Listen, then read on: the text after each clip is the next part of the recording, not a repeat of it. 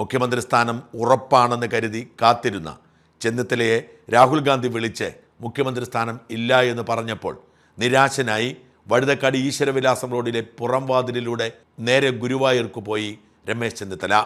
മുമ്പിലുണ്ടായിരുന്ന നേതാക്കൾ പോലും അറിഞ്ഞില്ല രമേശ് ചെന്നിത്തല സ്ഥലം വിട്ടത്. മന്ത്രിസ്ഥാനത്തേക്ക് തന്നെ പരിഗണിക്കേണ്ടതില്ല എന്നായിരുന്നു ചെന്നിത്തലയുടെ ആദ്യത്തെ സമീപനം എന്ന് മാധ്യമങ്ങൾ റിപ്പോർട്ട് ചെയ്തു. ഗുരുവായൂരിൽ രാത്രി 11 മണിയോടെ ചെന്നിറങ്ങിയ ചെന്നിത്തലയെ കാത്ത് ചാനൽ ക്യാമറകൾ നിന്നെങ്കിലും ചെന്നിത്തല മുഖം കൊടുക്കാതെ ഒരക്ഷരം ഉരിയാടാതെ ശ്രീവത്സം ഗസ്റ്റ് ഹൗസിലേക്ക് പോയി. വെളുപ്പിന് ഗുരുവായൂരപ്പനെ കണ്ട് നിർമാല്യം തൊഴുത് പുറത്തിറങ്ങിയ രമേശ് ചെന്നിത്തലയുടെ മുമ്പിൽ ചാനൽ ക്യാമറകൾ നിലയുറപ്പിച്ചു.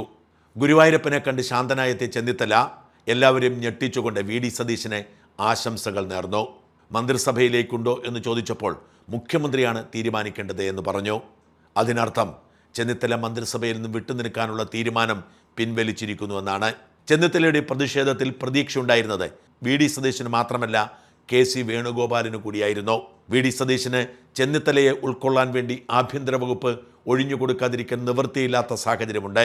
ആഭ്യന്തര വകുപ്പില്ലാത്ത മുഖ്യമന്ത്രി സ്ഥാനം മുൾവേലിയാണെന്ന് സതീശൻ അറിയാം.